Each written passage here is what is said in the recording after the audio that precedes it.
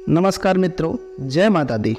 दोस्तों, साल 2023 नवरात्रि का शुभारंभ 15 अक्टूबर को होने वाला है। दोस्तों, इसे हम शारदीय नवरात्रि कहते हैं। दोस्तों, नवरात्रि का पर्व बहुत ही शुभ और मंगलकारी माना जाता है। नवरात्रि के पूरे 9 दिन गंगा जल की हर एक बूंद की तरह पवित्र माने जाते हैं। ये शुभ समय, शुभ घड़ी भक्तों के जीवन में खुशियों का सौगात लेकर आता है। माता रानी के जितने भी सच्चे भक्त होते हैं उनको नवरात्रि पर्व का बहुत ही बेसब्री से इंतजार रहता है। दोस्तों, आपको बता दें कि इस साल नवरात्रि रविवार को पड़ रहा है और जब रविवार को पड़ता है तो माता दुर्गा हाथी पर सवार होकर के आती हैं। तो इस कारण जो है इस साल माँ दुर्गा हाथी पर सवार होकर के आएंगी। शास्त्रों में वर्णित है तथा मान्यताओं के अनुसार अगर शारदीय नवरात्रि पर माता दुर्गा का वाहन सिंह पर अर्थात शेर पर नहीं होता है और हाथी पर होगा तो माता दुर्गा का हाथी पर सवार होकर के आना बहुत ही शुभ घड़ी माना जाता है। बहुत ही शुभ होगा। यह मनुष्यों के लिए बहुत ही कल्याणकारी माना जाता है। जीवन सुखमय हो जाता है। भक्ति का भरपूर लाभ भक्तजनों को मिलता है। दोस्तों, इस बार नवरात्रि पूरे 9 दिनों तक मनाई जाएगी। माँ शेरा वाली का विशेष रूप से पूजा आराधना की जाएगी।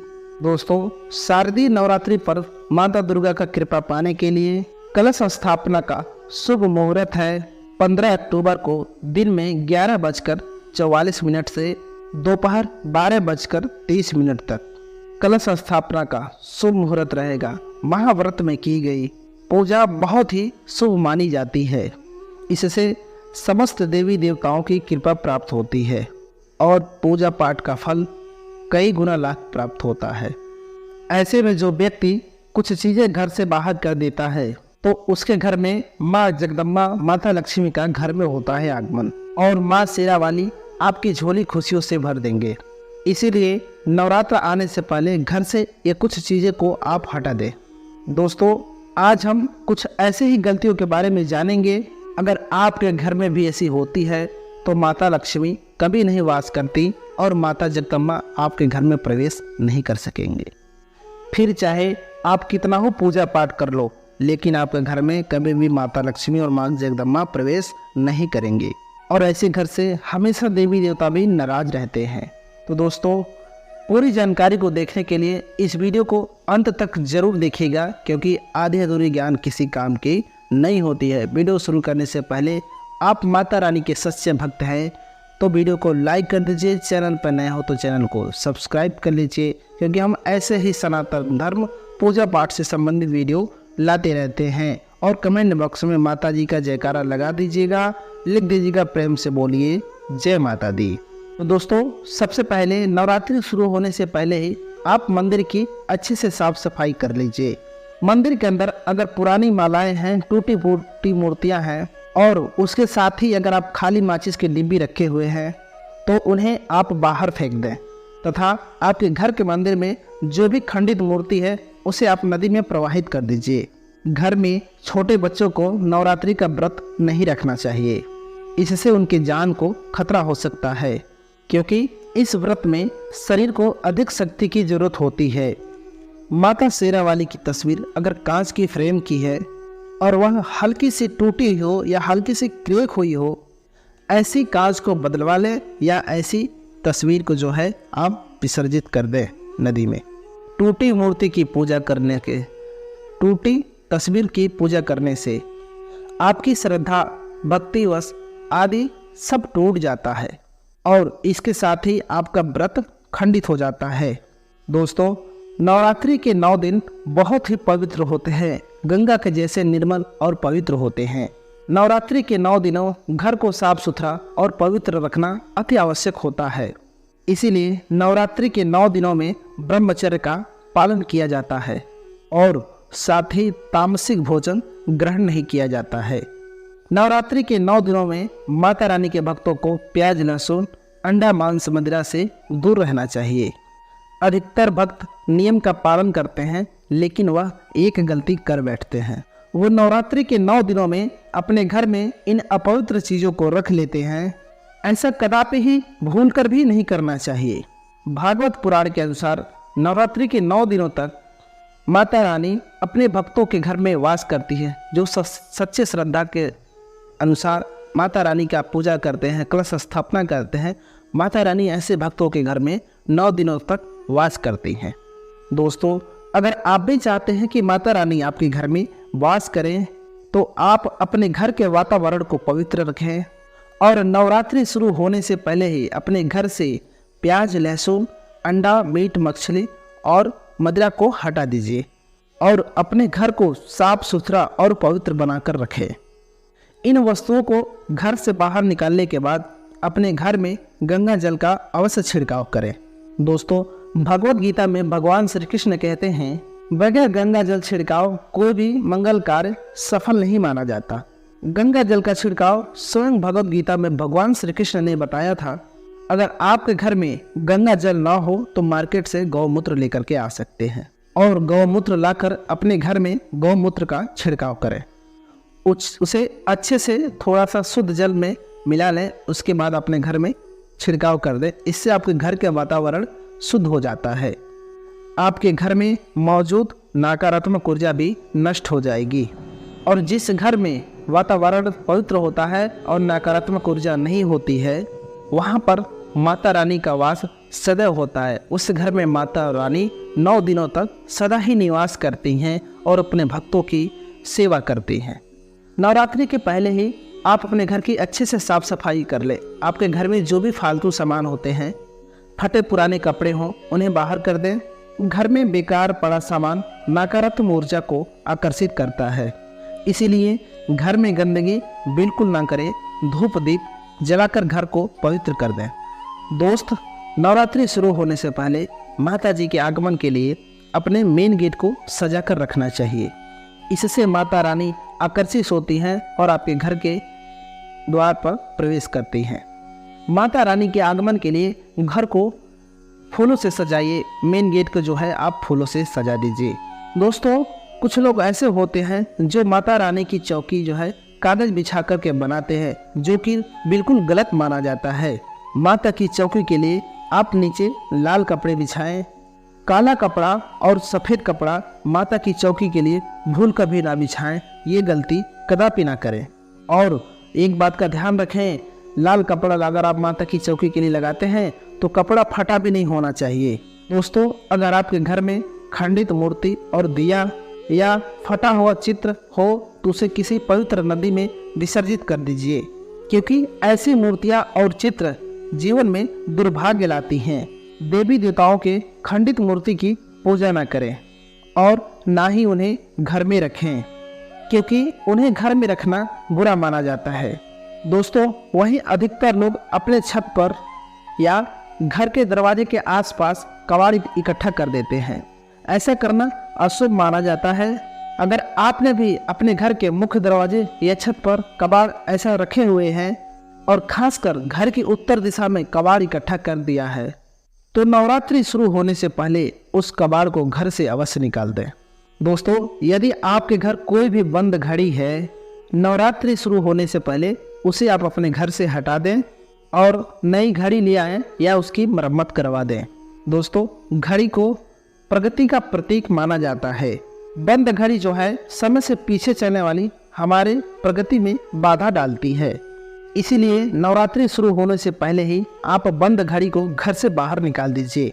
दोस्तों, अगर आपके घर के मंदिर में किसी भी तरह का फालतू सामान हो, जैसे कि सड़े गले फूल, अगरबत्ती, धूप बत्ती के डिब्बे या माचिस, खाली माचिस के खोखे या कोई भी खाली पैकेट घर के मंदिर में ना रखें, या फिर कोई फटे पुरानी धार्मिक पुस्तक या भगवान का कोई भी चित्र फटा पुराना हो, या कोई फटे पुराने कपड़े जो खच गए हों, या मुकुटमाला जो सालों से पड़ा हुआ हो, खराब हो गया हो, तो उन्हें आप जितना जल्दी हो सके अपने मंदिर से हटा दीजिए। नवरात्रि से पहले आप अपने घर के मंदिर की ओर मंदिर की साफ सफाई अवश्य ही करें, तभी माता रानी की चौकी को स्थापित करें। इसके साथ ही आप अपने धन रखने के स्थान को भी सफाई करें। जहां आपका तिजोरी होता है या जहां अपना धन रखते हैं, पैसे रखते हैं, ऐसी जगहों का भी आप सफाई कर लीजिए, क्योंकि नवरात्रि के दौरान माँ लक्ष्मी भी गृह प्रवेश करती हैं। धन रखने के स्थान पर कोई भी फालतू सामान न रखें। धन रखने के स्थान को मंदिर की तरह साफ ही रखें। नवरात्रि के दौरान माता रानी के पूजा में कौड़ियों को शामिल जरूर करें। ये बहुत ही शुभ होता है। इससे माता लक्ष्मी आपके घर में प्रवेश करती हैं और माँ दुर्गा भी आपके ऊपर कृपा बरसाती हैं। माता रानी के साथ साथ रोजाना आप कौड़ी का भी पूजन करें। जब भी आप नवरात्रि के सुबह उठते हैं, नित्य दिन स्नान करते हैं, पूजा पाठ में बैठते हैं, तो माता रानी के साथ साथ आप कौड़ी का भी पूजन कर लीजिए। ये बहुत ही आपको शुभ होगा। इसके बाद आप कौड़ी को धन रखने का स्थान पर रख दीजिए, क्योंकि आप कौड़ी का पूजन करते हैं तो कौड़ी सिद्ध हो जाता है। इसके बाद आप कौड़ी को उठा करके आप धन रखने के स्थान पर अपने तिजोरी में इस कौड़ी को रख दीजिए। अगर आप ऐसा करते हैं तो आपको बरकत हमेशा होगा। आपके घर में कभी भी धन धान की कमी नहीं रहेगी। आपका तिजोरी कभी भी खाली नहीं होगा। ऐसा अगर आप करते हैं, कौड़ी को पूजन करके सिद्ध करके अगर आप तिजोरी में रखते हैं, तो आपका हमेशा धन दौलत भरा रहेगा। कभी भी आपके घर में धन धान की कमी नहीं होगी। अगर आपके पास पुराने जूते चप्पल इकट्ठे हो गए तो घर में नवरात्रि शुरू होने से पहले उसे घर से बाहर ही हटा दें, उसके घर में न रहने दें। पुराने जूते चप्पल के कारण ही घर में नकारात्मक ऊर्जा आती है, और जब घर में नकारात्मक शक्ति आती है तो घर में अशांति और अशांति जैसा माहौल बना रहता है। इसलिए नवरात्रि आने से पहले ये चीज़ ना भूलें। अगर आपके घर में ज़्यादा होता है तो आपके घर में आप कुछ भी कर लीजिए, आपके घर में माता लक्ष्मी वास नहीं करेंगी और माता रानी आपके घर में प्रवेश नहीं करेंगी। साथ ही साथ अगर टूटे फूटे बर्तन घर में पड़े हैं या टूटा आईना हो, दर्पण हो, तो उसे भी आप घर से बाहर निकाल दीजिए। घर में टूटे फूटे बर्तन नहीं रखना चाहिए, इससे अशुभ प्रभाव पड़ता है और माता लक्ष्मी आपके घर में रुष्ट होकर चली जाती हैं। इसलिए कभी भी किचन में जो है टूटे फूटे बर्तन को आपको नहीं रखना चाहिए। ऐसा हो तो आप तुरंत उसे घर से बाहर निकाल दें और टूटे हुए शीशे जो है उसको हटा देना चाहिए। टूटे हुए शीशे में देखने से आपका किस्मत भी फूट जाता है, यानी कि आप टूटे फूटे दर्पण में अपना चेहरा कदापि ना देखें और नवरात्रि आने से पहले आप उसको तुरंत ही हटा दें। दोस्तों, आइए अब हम जानते हैं कि नवरात्रि के दौरान क्या हमें नहीं खाना चाहिए और क्या खाना चाहिए। तो दोस्तों, नवरात्रि के दिन से शुरू होते ही सेव का भोग लगाएं। ऐसा बताया जाता है कि अगर आपका व्रत है तो केला, पपीता, तरबूज, सेव और मीठे अंगूर आपको जरूर खाना चाहिए। इन फलों से व्रतधारी को शक्ति मिलती है और व्रत संपूर्ण हो जाता है। शास्त्रों में बताया जाता है कि नवरात्रि के दिनों में सीताफल जरूर खाना चाहिए। सीताफल खाने से 10 ऐसी बीमारियां हैं जो खत्म हो जाती हैं। माना जाता है कि नवरात्रि के दिनों में सीताफल घर में प्रवेश करने से बहुत ही शुभ होता है। सीताफल खाने से नवरात्रि का व्रत सफल हो जाता है, क्योंकि इसमें माता सीता का आशीर्वाद मिला हुआ होता है। नवरात्रि के दौरान जो सीताफल खाता है उसे दुखों का सामना नहीं करना पड़ता है। दोस्तों, सीताफल आपको नवरात्रि में व्रत के दौरान जरूर खाना चाहिए। सीताफल 9 दिन शक्तिमान दुर्गा को समर्पित होते हैं। नवरात्रि के 9 दिन माता रानी के अलग अलग 9 रूपों का पूजा किया जाता है। माता रानी के 9 दिनों के अलग अलग स्वरूपों के हिसाब से अलग अलग भोग लगाया जाता है। लेकिन क्या आप जानते हैं कि नवरात्रि के दौरान कुछ ऐसे वस्तु हैं जो माता रानी को अर्पित नहीं करने चाहिए। अगर इन वस्तुओं को आप गलती से भी माता रानी को अर्पित कर देते हैं तो आपको व्रत और पूजन का पूर्ण लाभ नहीं होगा। इसीलिए माता रानी की कृपा प्राप्त करने के लिए आपको यह जानना बहुत ही आवश्यक है, वह कौन सी ऐसी वस्तु है जो माता रानी के पूजा में भूलकर भी इस्तेमाल नहीं करना चाहिए। तो दोस्तों, आइए माता जी का जयकारा लगाते हुए बताते हैं। नंबर 1 जो है, नवरात्रि के दौरान सुहागिन औरतों को कभी भी सफ़ेद वस्त्र पहनकर पूजा नहीं करना चाहिए और साथ ही साथ काले कपड़े भी नहीं पहनने चाहिए। इससे पूजा व्रत आदि खंडित हो जाती है। आप जब भी पूजा के लिए माता की चौकी लगाते हैं तो उसके नीचे आपको कागज नहीं लगाना चाहिए। माता की चौकी हमेशा लाल कपड़ा बिछाकर ही लगाना चाहिए। हमेशा याद रहे कि नवरात्र के 9 दिनों में व्रतधारी को चौकी के सामने ही अपना आसन लगाना चाहिए और मंदिर को नवरात्र के दौरान अकेला नहीं छोड़ा जाता है। बहुत ही अशुभ माना जाता है। इससे दुर्गा माता नाराज हो जाती हैं और हमेशा के लिए रुष्ट होकर चली जाती हैं। दोस्तों, नारियल को हिंदू धर्म में समृद्ध धन श्रद्धा का सूचक माना जाता है और नारियल को श्रीफल भी कहा जाता है। नारियल को सुख समृद्धि में वृद्धि करने वाला माना जाता है। नारियल का हर मांगलिक कार्य में विशेष महत्व होता है। जैसे कि आप सभी जानते हैं कि माता रानी के मंदिर में कई जगहों पे नारियल की बलि दी जाती है और माता रानी के पूजन में हम सभी नारियल का इस्तेमाल करते हैं। खासकर कलश की स्थापना करते वक्त नारियल रखकर ही की जाती है माता रानी की पूजन में। तो दोस्तों, आज की जानकारी आपको कैसी लगी कमेंट बॉक्स में ज़रूर बताएं और कमेंट बॉक्स में जय माता दी जय माँ लक्ष्मी जरूर लिख दीजिए। इससे आपकी मनोकामना जो है पूर्ण होगी। सच्चे श्रद्धा और विश्वास के साथ आप वीडियो को लाइक भी कर दीजिए। चैनल पर नए हो तो चैनल को सब्सक्राइब कर लीजिए, क्योंकि हम ऐसे ही सनातन धर्म पूजा पाठ से संबंधित वीडियो लाते रहते हैं।